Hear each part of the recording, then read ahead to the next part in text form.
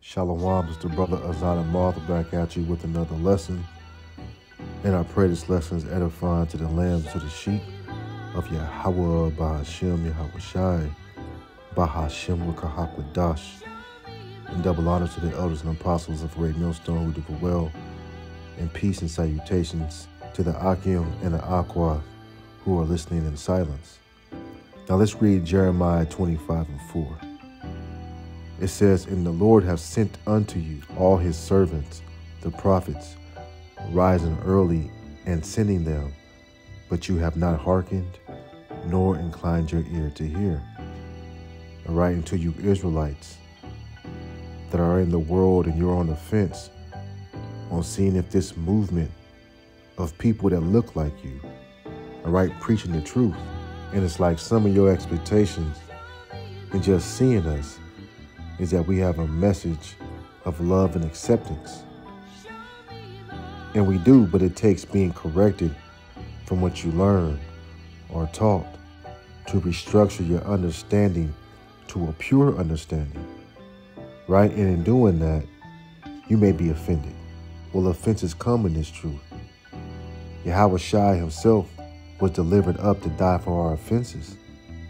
So you want to be shown love, but you can't take being corrected. This is Romans 4:25. Who was delivered for our offenses and was raised again for our justification. Right, he was raised for us to be justified. Right, because after knowing you're an Israelite, now what? Right, you ate the sweet part of the roll, and it was sweet as honey. Hearing that you're a special people to God himself, hearing that you're above all people on the face of this earth, that the Lord has not dealt with no other nation. Okay? But the bitter part, you still being under the curses. You can't eat shrimp, crab, or lobster. You have a dietary law. You have moral laws. You can't commit adultery. You can't pop your friend's wife no more, if you may have been doing that. That's bitter to a man who's gained the whole world and is willing to lose his soul, right? The prophets, the brothers have shown you love. We've piped to you and you haven't danced nor wept, right? So we're showing you love, but you won't accept it because you want the love of this world. This is Matthew 11:17, and saying we have piped unto you and you have not danced. We have mourned unto you and you have not lamented. Right, because you don't appreciate the words that the Most High is speaking, because you can't get past that we're regular men with this message. You looking at the flesh, you ain't listening to the word. Well, don't you know that the Lord chose the meek to confound the wise out of this world? The poor that are rich in faith, right? Because when you read Revelations 2:9, that ain't talking about Amalek. That's talking about us, man. We're the ones that's rich in faith. Matter of fact, let's get James 2:5. Hearken, my beloved brethren. Have not God chosen the poor out of this world, rich in faith, the heirs of the kingdom, which he had promised to them that love him? Right, the heirs of the promise love him. And we love you too. But only if you receive him. Okay? Right? That's showing you love. Because this isn't a black thing. This isn't a black movement. No, the Most High God of Israel has prophets he ordained and sent out to prophesy unto Israel. Right? Bringing you the gospel, which is the good news. But when you read Jeremiah 14, it also explains that there are prophets that prophesy lies in his name. But those men, thus saith the Lord, they're going to have the reward. So if a prophet is out there misrepresenting Yahweh Bashem Yahweh Shai, hey, he going to get it, man. Because showing you love is warning you about what's written in this book. about Jacob's trouble, the things that are coming, preparing you, all right, for the pearls. Wouldn't you prefer the truth over a so-called prophet that's in church sweating and lying, dancing with all the folly? The Lord said his servants would follow his patterns, and that's to bid them to the marriage via the highways and hedges. And by doing this, Israelites see us. But it's either you accept it or you reject it, one or the other, because this is a rebellious people. Okay? Isaiah 30:9, let's get that.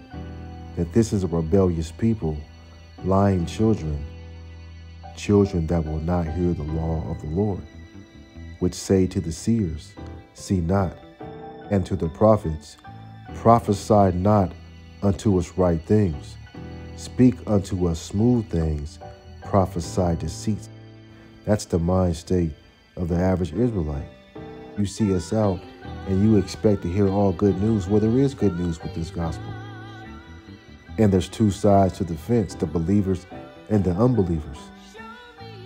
Okay, even you lukewarm Israelites that know you're Jacob, but you aren't moving in haste to serve the Lord with fear and trembling. Okay, he said in Isaiah 30:21, and thy eyes shall hear the word behind thee, saying, this is the way, walk ye in it. And when you turn to the right hand, and when you turn to the left. You see, we're literally speaking that into the ears of Israelites in Babylon the Great, telling you to stop sinning and walk this way. And we've become your enemies for some reason, because truth is being spoken unto you, right? Jake has been lied to all his life.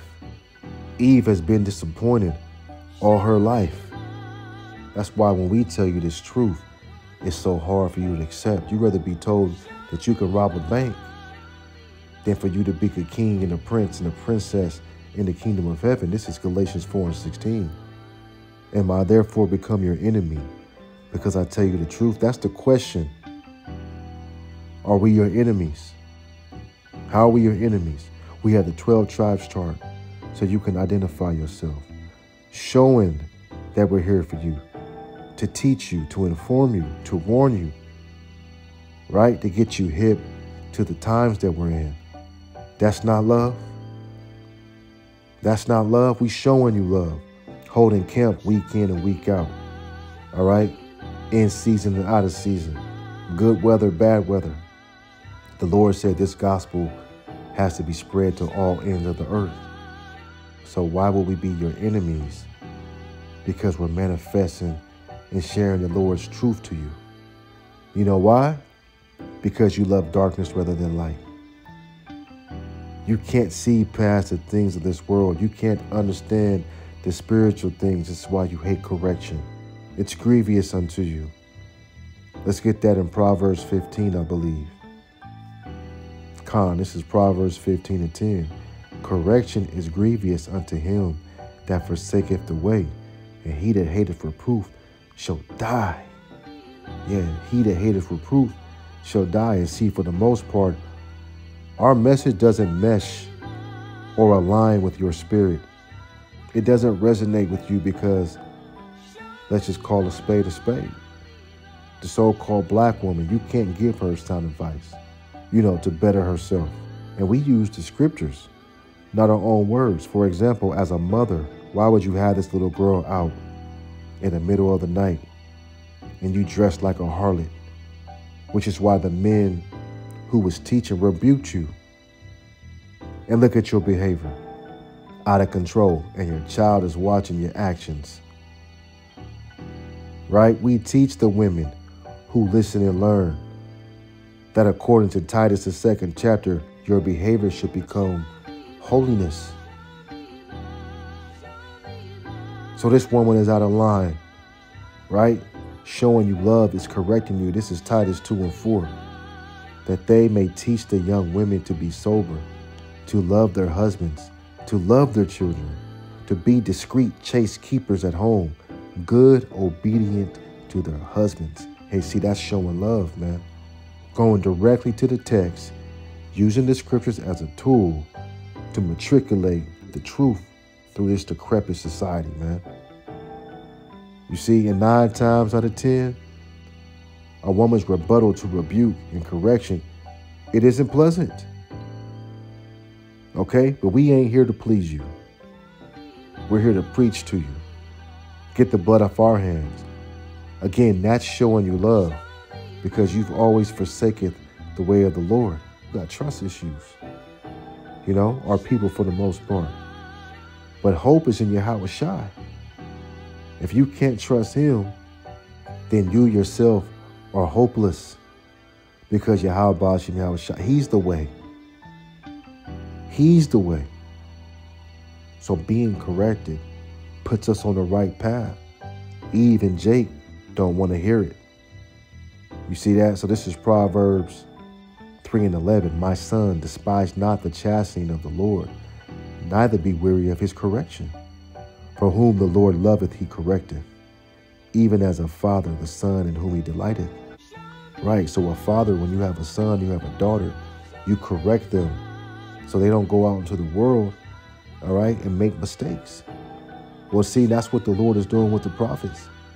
We showing you the love, but you ain't accepting it because it ain't the love that you're looking for. Maybe that's why some of you, not all of you, but some of you just aren't loved by the Lord, because it says if he loves you, he will correct you for not praising him. Okay, but we know that all Israel isn't Israel. And you got to ask yourself, what keeps drawing you into the church to get played? Drawn into bad relationships to get played. Remember, we read, he that hateth reproof shall die. You hate to be told stop to do this or do that. Well, that life that you're walking leads directly into misery and mischief and destruction. Okay? This is the love that you should be hearing. This truth, man. Wise words. Right? This is Proverbs 5:12. And say, how have I hated instruction, and my heart despised reproof. Right? If you hate instruction and you hate to be reproved to change for the greater glory that's potentially in you, what are the men of the Lord supposed to do to show you love? Okay? We're not summoned to go on the highways and byways and shoot the shit or chop it up about worldly things. We're out laboring for the greatest information you can learn. Okay? But as the scripture says in Jeremiah 44:4, okay, let's get that. It says, howbeit I sent unto you all my servants, the prophets, rising early, sending them, saying, oh, do not this abominable thing that I hate. But they hearken not, nor incline their ear to turn from their wickedness, to burn no incense unto other gods. And turning your ear away from the Lord, following the ways of Babylon the Great, you're committing spiritual fornication. Bowing down to idols. Well, that's what we out there telling you. We out here telling you to stop doing it. That's the love, man. And in every major city where the men of the Lord are preaching that till this day, many of you turn your ear from this truth. So loving you is following strict orders to occupy the administration of feeding the Lord's sheep. He said to Peter, if you love me, feed my sheep. Well, that's what this is. We're presenting a heavenly full course meal to you with appetizers, with dessert, okay? But it's been determined most of you are full of shit. The Lord's food isn't tasteful to your palate. So we attempted to show you love by putting our bodies on the line to minister Yahweh Shai to you, being made spectacles to give you this word. But look how some of you act. Right? Proverbs 5:13, this is perfect. And not obeyed the voice of my teachers, nor inclined my ear to them that instructed me. Okay? You have not and will not obey the voice of his teachers. And we're teaching in the name of the Most High and his Son, sharing the good news to you. And I even had to learn myself. If they are not of the elect, don't cast your pearls to swine. Jake and Eve, can't you see we love you? Being obedient to the Lord, singing a song to you. He's singing to you, using his prophets as a microphone. A song of something, so beautiful, so endearing, which is his word. It encourages us to want more. But 2/3 and scoffers, the Lord has you in a place where you can't stand that song. You're discouraged when you hear the words of God. And if that's you, that should scare the hell out of you, because you prefer vomit over the Lord's meal. Okay, this is Proverbs 26:11. As a dog would turneth to his vomit, so a fool would turneth his folly. So at the end of the day, we're still in this grace period. Okay, grace is the key. The Lord is long-suffering, slow to anger. And the opposite of love is hate. He's showing you love right now in this grace period where he's giving you mercy. But if you don't hearken to the Lord, you're going to be destroyed by the brightness of his coming. And with that, we give all honor and glory to my Heavenly Father, Yahweh, by Hashem, Yahweh Shai, by Hashem, Kahakwadash, and double honors to the elders and apostles of the Great Millstone. This is the brother Azan Ha Ahmath, Wa Abba Babur, Shalom.